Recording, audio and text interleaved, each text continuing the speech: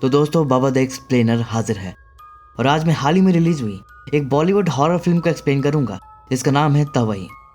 तो चलिए बिना किसी देरी के जल्दी से वीडियो स्टार्ट करते हैं। कहानी की शुरुआत सिद्धपुर नाम के गांव से होती है, जहां हम देखते हैं कि रात में बारिश के वक्त एक कपल कहीं जा रहे थे। असल में वो दोनों पूरन लाल के घर आए थे। दरवाजा पूरन की पत्नी पूर्ति खोलती है। उस आदमी का नाम था हसमुख। पूरन लाल कहता है कि और बताओ हसमुख, कैसे आना हुआ। तो हसमुख बताता है कि आने वाली एकादशी को इन्होंने अपने नए घर पर गृह प्रवेश की पूजा रखी है, जिसके लिए वो इन्हें इनवाइट करने के लिए आए थे, स्पेशली उनकी बेटी अक्षता को। दोनों कहते हैं कि हम चाहते हैं कि हमारे घर में सबसे पहला कदम अक्षता बिटिया का पड़े, क्योंकि गांव में सभी अक्षता को सौभाग्य और लक्ष्मी का स्वरूप मानते थे।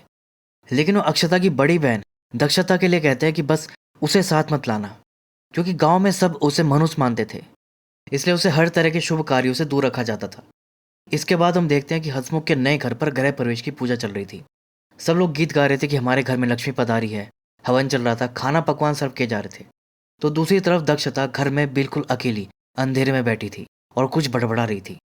इधर सब पूजा के कार्यक्रम में व्यस्त थे कि तभी एक औरत भागती हुई आई और बोली कि अरे हटिए, यहाँ से हटिए, वो आ गई है।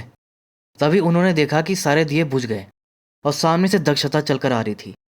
ये देखकर सब लोग बड़बड़ाने लगे कि अरे अनर्थ हो गया, ये तो अपशकुनी है, यहाँ क्यों आ गई, इसे तो गांव से निकाल देना चाहिए, वगैरह वगैरह।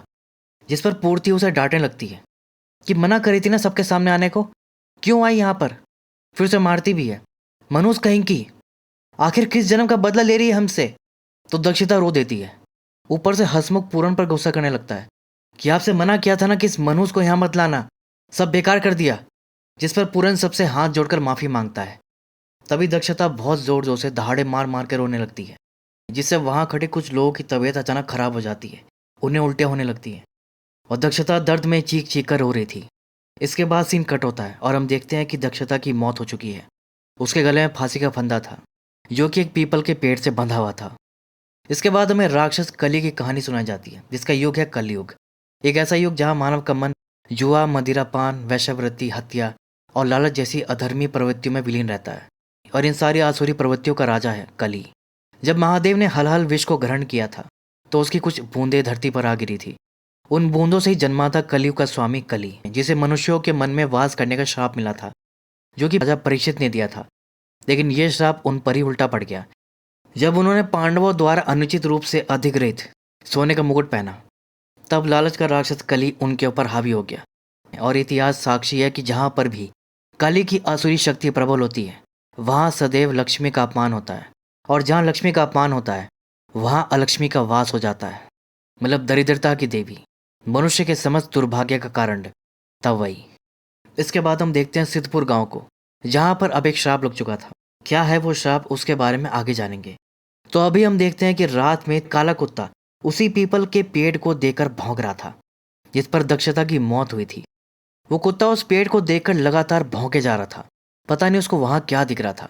वो कुत्ता अब उस पेड़ की तरफ जाकर और जोर जोर से भौंकना शुरू कर देता है कि तभी पेड़ से कोई चीज नीचे गिरती है, जिसे वो कुत्ता अपने मुंह में पकड़ के दौड़ता हुआ किसी के घर की तरफ जा रहा था। असल में ये सब एक सपना था जो गांव के जमींदार अवधेश देख रहे थे। आगे उन्होंने देखा कि वो कुत्ता उनके घर के बाहर उस चीज को छोड़ गया है, जो कि असल में एक कटा हुआ सिर था। ये देखते ही जमींदार एकदम से घबरा कर उठ गए। उनके मुंह से चीख भी निकल गई, जिससे उनकी पत्नी भी जग गई। उन्होंने पूछा कि क्या हुआ, फिर से वही सपना देखा, आप मेरी सुनते क्यों नहीं है, एक बार पंडित जी से जाकर। लेकिन जमींदार ने उन्हें बीच में रोक दिया और मना कर दिया। अवधेश के यहाँ पर दो बेटे थे। बड़े बेटे का नाम था परमेंद्र और छोटे बेटे का नाम था यतेंद्र। जहाँ एक तरफ परमेंद्र था, जिसका मन केवल पूजा पाठ और धर्म कर्म में लगता था।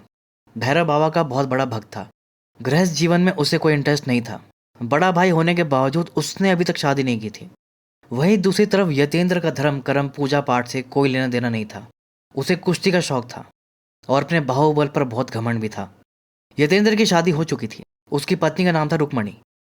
तो यतेंद्र गांव की एक कुश्ती देखने गया था, जिसका आयोजक भी वही था। कुश्ती में दूसरे गांव के पहलवान ने इनके पहलवान को हरा दिया और सबको चैलेंज करने लगा। यतेंद्र से बिल्कुल सहन नहीं हुआ। उसने फटाफट से अपनी शर्ट उतारी और अखाड़े में कूद गया और उस पहलवान को हरा दिया, उसे धूल चटा दिया। दूसरी तरफ परमेंद्र रोज की तरह पूजा करने मंदिर जाता है। वो कोई योग्य क्रिया भी कर रहा था, तभी पुजारी जी वो देखकर कहते हैं कि ये तो ओम क्रिया है, जो कि शरीर के सूक्ष्म चक्र के ध्वनियों को सुनने की एक योगिक प्रक्रिया है। वो पूछते हैं कि कितने सालों से तुम इसका अभ्यास कर रहे हो। तो परमेंद्र बताता है कि 2 साल से। पुजारी जी कहते हैं कि तब तो तुम्हें क्रिया योग की विधि भी शुरू कर देनी चाहिए। तो प्रेमेंद्र कहता है कि वो एक क्रिया योग सीखने के लिए योगानंद आश्रम जाना चाहता है और कहता है कि सोचता हूँ कि वहाँ जाऊँ तो फिर वहाँ से वापस से ना आऊँ। पंडित जी समझ जाते हैं कि ये सब छोड़ छाड़ के संन्यास लेने के चक्कर में है, लेकिन ये इसके परिवार और गांव के लिए सही नहीं होगा। इसलिए वो उसे कर्म योग की बात समझाते हैं। उससे कहते हैं कि तुम्हारे कुछ कर्तव्य हैं जिनका तुम्हें पालन करना है, लोगों की सेवा करनी है जैसे तुम्हारे पिता करते हैं। दूसरी तरफ हम उसके पिता अवधेश को देखते हैं, जिन्हें सब महाराज बुलाते थे, क्योंकि वो राजा की तरह गांव वालों की परेशानी सुनते थे और उनकी मदद करते थे। गांव में श्राप के चलते हर बार फसल खराब हो जाती थी, जिस पर महाराज अपनी तरफ से सबको अनाज प्रोवाइड कर देते थे। लेकिन एक बूढ़े चाचा कहते हैं कि महाराज, ये बहुत पुरानी समस्या है। गेहूं और चावल देने से इस समस्या का हल नहीं हो सकता, और ये आप भी जानते हैं कि दरिद्रता इस गांव को खाए जा रही है।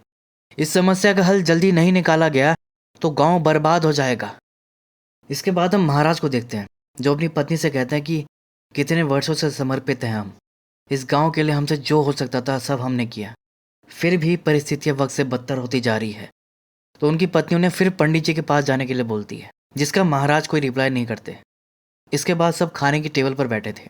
तभी यतेंद्र अपने पिता को ताना मारने लगता है कि सब कुछ गांव वालों को बांट दो, आप अपने बच्चों के लिए कुछ मत छोड़ना। उसकी माँ कहती कि बेटा ऐसे मत बोलो, तू जानता है ना गांव की क्या परिस्थिति है। यतेंद्र कहता कि अरे बस करो माँ, गांव वालों को बांटने के लिए इनके पास कुबेर का खजाना है, और अगर मैं व्यापार के लिए कुछ पैसे मांगू तो इनसे फूटी कौड़ी नहीं निकलती। उसकी माँ उसे डांट देती कि ये तू बहुत हो गया, चुप कर। तो प्रेमेंद्र उसकी साइड लेता है कि क्या गलत कह रहा है भाई, अगर ये कारोबार करना चाहता है तो इसमें क्या बुराई है। लेकिन महाराज उसे टोक देते हैं, अब तुम भी इसका राग मत अलापो। मैंने तुम दोनों से पहले ही कहा है, ये धन समाज का धन है और समाज के लिए ही उपयोग में आएगा। तभी उनका एक सर्वेंट आकर कहता है कि महाराज, कृष्णा आया है। फिर महाराज जाकर कृष्णा से मिलते हैं कि क्या बात है कृष्णा, क्या हुआ। तो रोता हुआ बताता है कि महाराज, मेरी माँ 2 दिन से बीमार है, वैद्य जी की दवा भी काम नहीं कर रही, कुछ करिए महाराज, मेरी माँ को बचा लीजिए। जिस पर महाराज परमेंद्र को बुलाते हैं। उसे कहते हैं कि कृष्णा की माँ को शहर के अस्पताल लेकर जाओ, और जाते जाते उससे कहते हैं कि वो उस रास्ते से मत जाना। कौन सा रास्ता? वही रास्ता जहाँ वो पीपल का पेड़ है। इसके बाद हम देखते हैं कि परमेंद्र जीप में कृष्णा और उसकी माँ को लेकर शहर जा रहा था। तभी पता चला कि मेन रास्ते में पेड़ गिर गया था, तो मजबूरी में परमेंद्र को वो दूसरा रास्ता लेना पड़ता है, जिसके लिए उसके पिता ने मना किया था। और जैसे ही गाड़ी उस पेड़ के सामने पहुंची, गाड़ी वहीं अटक गई। मतलब जो पीछे वाला टायर था वो जमीन में धंस गया था। परमेंद्र तुरंत जीप से उतरा और पहियों को निकालने की कोशिश करने लगा, और इसी बीच कृष्णा की माँ ने दम तोड़ दिया और कृष्णा फूट फूट कर रोने लगा। परमेंद्र को तो इसका बहुत अफसोस हुआ, और वो सोच रहा था कि क्या सच में ये पेड़ मनुष्य है, क्या इस पेड़ की वजह से कृष्णा की माँ की मौत हुई। खैर, जब वो कृष्णा को लेकर अपने घर पहुंचा तो महाराज ने देखा कि कृष्णा बुरी तरह से रो रहा है और जीप में उसकी माँ का शव पड़ा है। महाराज ये देखकर कुछ नहीं बोले और चुपचाप घर के अंदर चले गए और बैठकर कुछ सोचने लगे। ऑफिस के अगले दिन महाराज सीधा पंडित जी से मिलने गए। पंडित जी उन्हें देखते ही बोलते हैं कि आखिर आपको हमारे पास समाधान के लिए आना ही पड़ा ना। महाराज हाथ जोड़कर कहते हैं कि आचार्य जी, सिद्धपुर की जनता त्राही माम कर रही है, कष्टों का कोई अंत नहीं दिख रहा। मुझसे जो हो सकता था मैंने किया, लेकिन अब मैं पूरी तरह हार गया हूँ। तो पुजारी जी बताते हैं कि सिद्धपुर की जनता और आपका परिवार जो भुगत रहा है वो आपके पितरों के किए हुए कर्मों का फल है। महाराज, पितरों से विरासत में केवल संपत्ति नहीं मिलती, उनके अच्छे कर्म और बुरे कर्म भी मिलते हैं जो हमें भुगतने पड़ते हैं। महाराज कहते हैं कि आचार्य जी, कृपया इसका कोई समाधान बताइए। तो पुजारी जी कहते हैं कि इसका उपाय तो इनके दादा ने इनके पूर्वज को 50 साल पहले ही बताया था, लेकिन वो किसी ने किया नहीं, क्योंकि उपाय यह था कि उस पेड़ के पास इनको अपनी नई हवेली बनवानी है और रोज उस पेड़ की पूजा करनी है। गांव वालों से भी पूजा करवानी है, जो पेड़ के पास आने से भी डरते थे। इतना मुश्किल उपाय था, इसलिए महाराज अवॉइड कर रहे थे कि खुद से संभाल लेंगे। लेकिन अब हर तरफ से हारने के बाद उनके पास ये उपाय करने के सिवा और कोई ऑप्शन नहीं बचा था। इसके बाद हमें कुछ साल आगे की कहानी दिखाई जाती है, जहाँ महाराज ने उसी पेड़ के पास अपनी नई हवेली बनवा ली थी। यहाँ तक कि गांव में हॉस्पिटल भी खोल लिया था।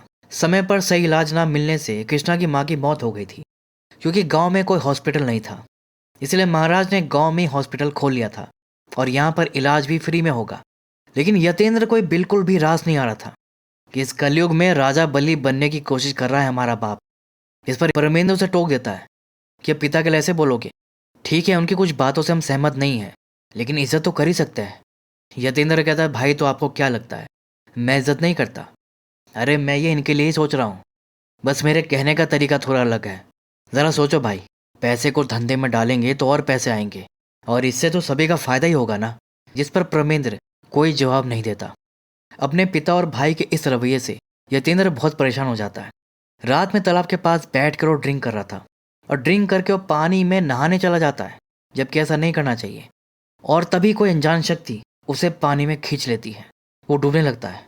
फिर वो जैसे तैसे बाहर आता है। तभी किसी लड़की की फुसफुसाहट सुनाई देती है। ये दक्षता की आत्मा थी।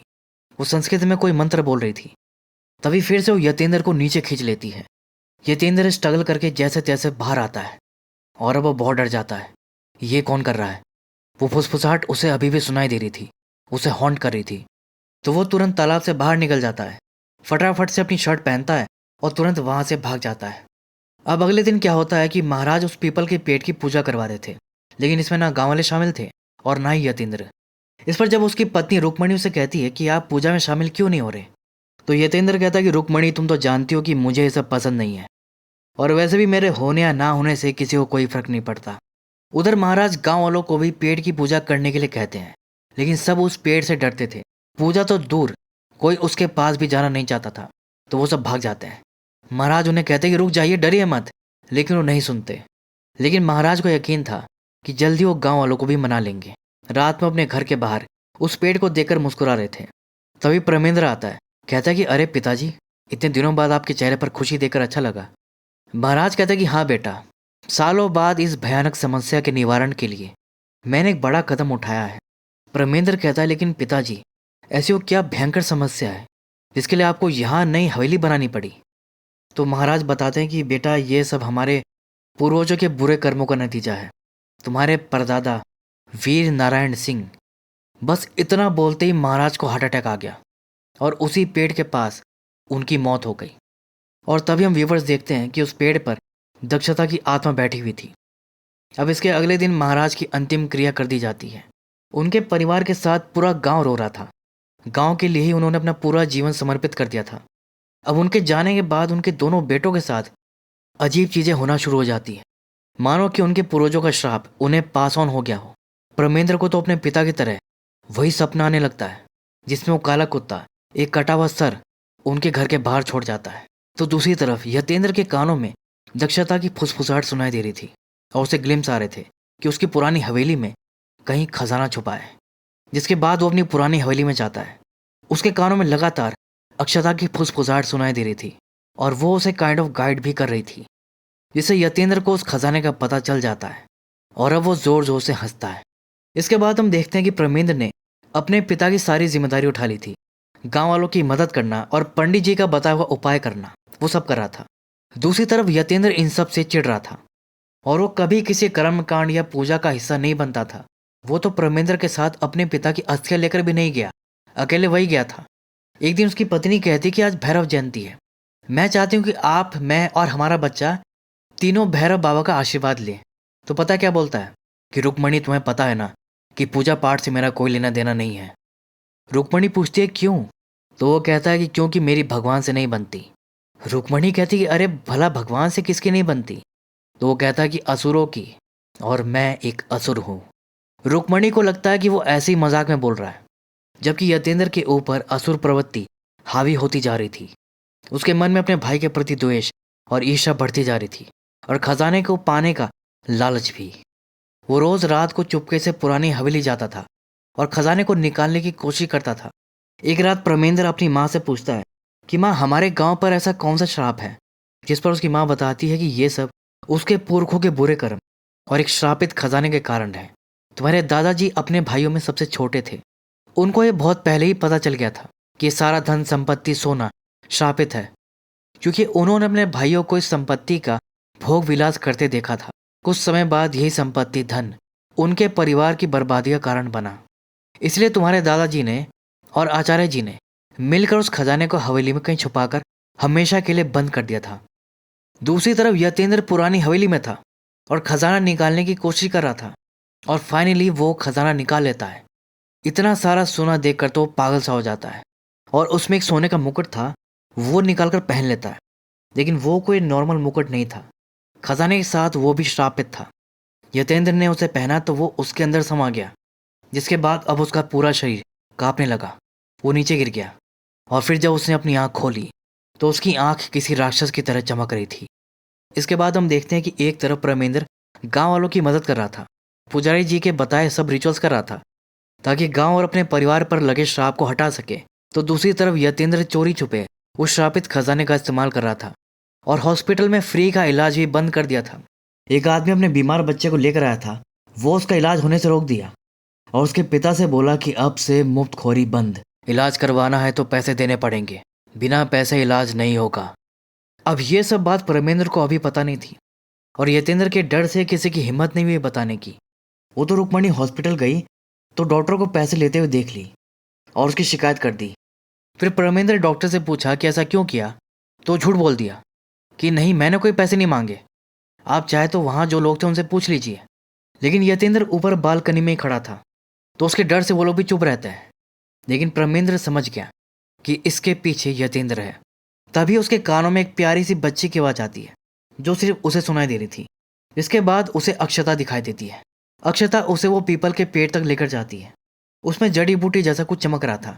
परमेंद्र पेड़ पर चढ़कर उसे तोड़ लाता है और उस आदमी को दे देता है कि इसे पीसकर बच्चे को पिला देना।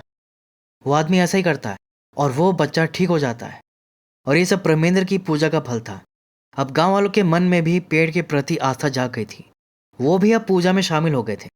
लेकिन दूसरी तरफ यतेंद्र सब खराब करने में लगा हुआ था। पूजा पाठ गीत संगीत से उसे चिढ़ होती थी। एक रात कुछ लोग पेड़ के पास बैठकर ढोलक बजा रहे थे, गीत गा रहे थे, तो वो उन्हें आकर भगा देता है और घर के दरवाजे पर जो नींबू मिर्ची लगा था वो भी उतार कर फेंक देता है। जिसके बाद दक्षता घर में एंटर कर जाती है। फिर अगले दिन जब परमेंद्र हॉस्पिटल जाता है तो पता चलता है कि डॉक्टर्स गांव वालों से पैसे ले रहे थे, तो वो उन्हें लौटाने के लिए कहता है। तभी यतेंद्र आकर उसका हाथ पकड़ लेता है कि इतनी भी क्या जल्दी है बड़े भाई, पहले अस्पताल के मालिक से तो पूछ लो।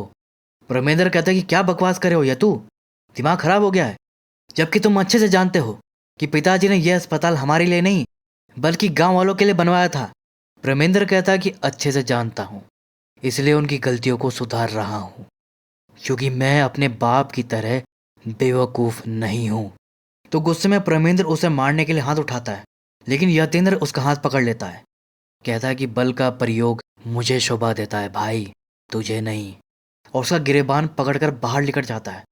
उसकी माँ कहती है कि यतू छोड़ दे उसको, क्या हो गया है तुझे, क्यों कर रहा है ऐसे। यतेंद्र कहता है कि अपने संस्कारी बेटे से बोल दो कि मेरा बाप बनने की कोशिश ना करे। परमेंद्र कहता है कि होश में आओ यतू, भूत सवार हो गया है तुम पे। यतेंद्र कहता है कि भूत मुझ पर नहीं, तुम लोगों पर सवार हुआ है। बंद करो ये दान धर्म का ढोंग, ये पितरदोष और ये पेड़ का पागलपन। अब जो मैं कहूँगा वही होगा, अब बंटवारा होगा और इस बार मैं अपना अधिकार छीन कर लूँगा। चलो रुक्मणी। और रुक्मणी को अपने साथ लेकर चला जाता है। लेकिन रुक्मणी को यह सब बिल्कुल भी सही नहीं लगता। वो उससे बात करती है कि ये आपको क्या हो गया है, आप ऐसे तो नहीं थे। जिस पर यतेंद्र रुक्मणी का मुंह पकड़ लेता है कि चुप, अब तू मुझे सिखाएगी, तुझे भगा के ला सकता हूँ तो वापस छोड़ कर भी आ सकता हूँ। तो मतलब ये रुक्मणी को भगा के शादी किया था, लेकिन वो रुक्मणी से कभी ऐसे बिहेव नहीं किया था। इनफैक्ट वो अपने पिता से चिढ़ता था, लेकिन कभी भी उनके सामने इस तरह की बदतमीजी नहीं किया था और ना ही अपने भाई के साथ ऐसा किया था। किसी को भी समझ नहीं आ रहा था कि यतेंद्र को अचानक क्या हो गया है, उस पर कौन सा भूत सवार हो गया है, जबकि उस पर भूत नहीं राक्षस सवार था। और वो क्या करता है, रात में अनाज के गोदाम में आग लगा देता है, वो अनाज जो परमेंद्र गांव वालों के लिए रखा था। दूसरी तरफ परमेंद्र को कुछ पता ही नहीं था, वो तो अपनी क्रिया साधना कर रहा था। उसे सुबह पता लगता है कि गोदाम में आग लग गई है। सब बातें कर रहे थे कि ये आग अपने आप नहीं लगी है, ज़रूर किसी ने लगाई है। सबको यतेंद्र पर शक था, लेकिन खुलकर बोलने की किसी की हिम्मत नहीं थी। और तभी परमेंद्र को वहां पर यतेंद्र के सोने का ब्रेसलेट मिल जाता है, जिससे वो तुरंत समझ जाता है कि आग यतेंद्र ने लगाई है। कांड यतेंद्र कर रहा था, लेकिन भुगत सब रहे थे।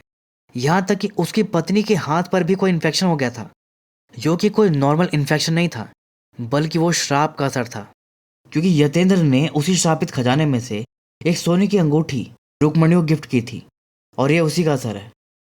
खैर, वो तो अभी पेट की पूजा कर रही थी। यतेंद्र ने उसको देखा तो उसे खींच कर ले जाने लगता है। वो कहती कि अरे छोड़िए मुझे, मैं तो बस पूजा कर रही थी। वो कहता अच्छा, पूजा कर रही थी तो ले, अभी तेरी पूजा पूरी किए देता हूँ। और पेड़ के सामने पैंट खोलकर टॉयलेट करने लगता है, लेकिन इससे पहले ही प्रेमेंद्र उसे रोक देता है। इतने में उसकी माँ जाती है कि दिमाग ठिकाने पे है तुम्हारा?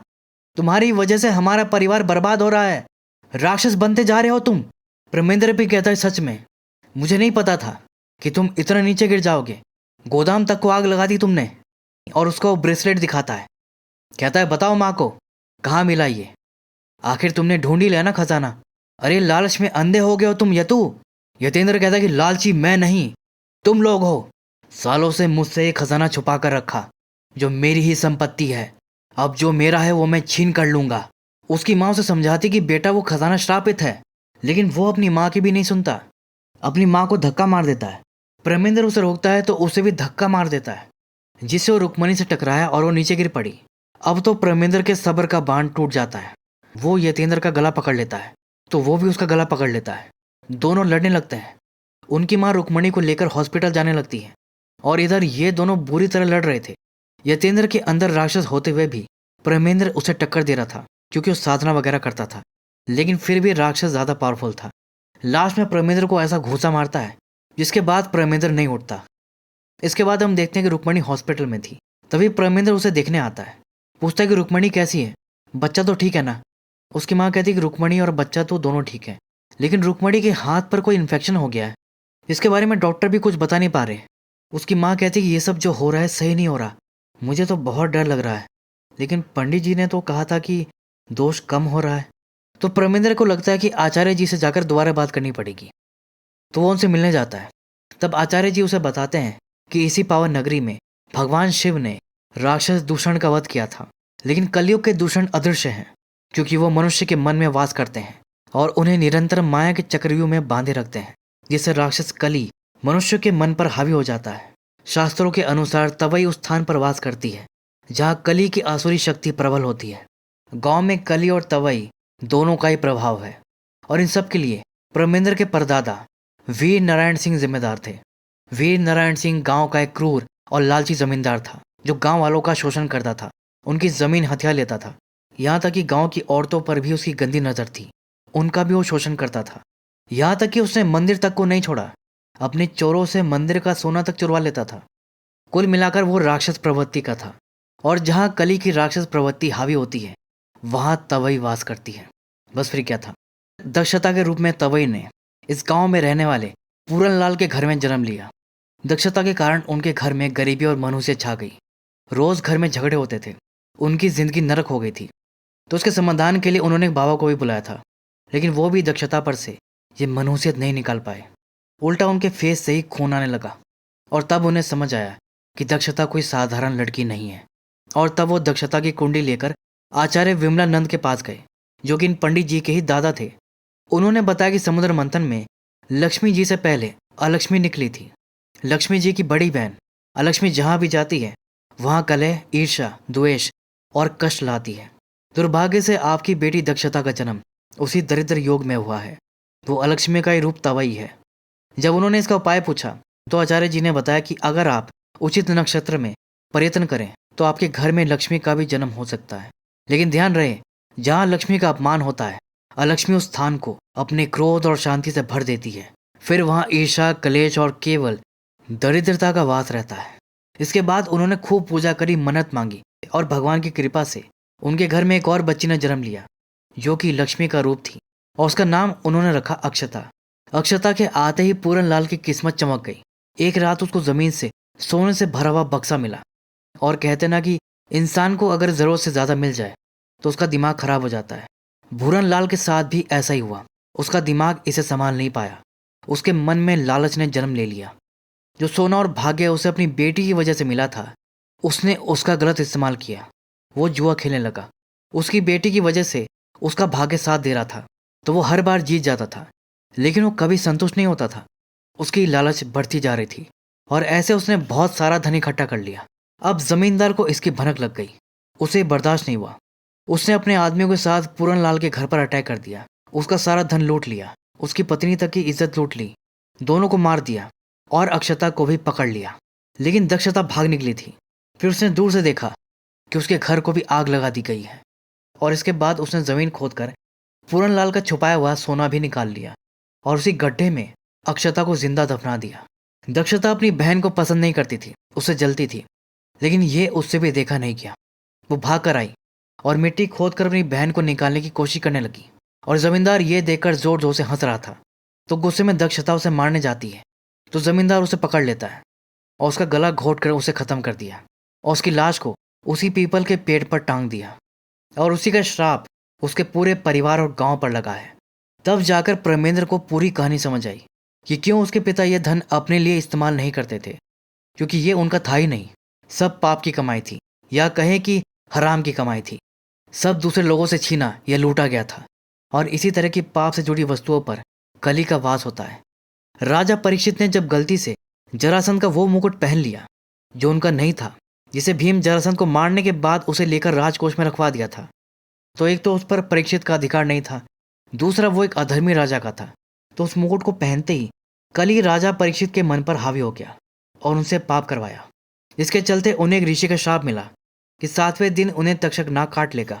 और ऐसा ही हुआ और उनकी मृत्यु हो गई। यतेंद्र के साथ भी बिल्कुल ऐसा ही कुछ हुआ है।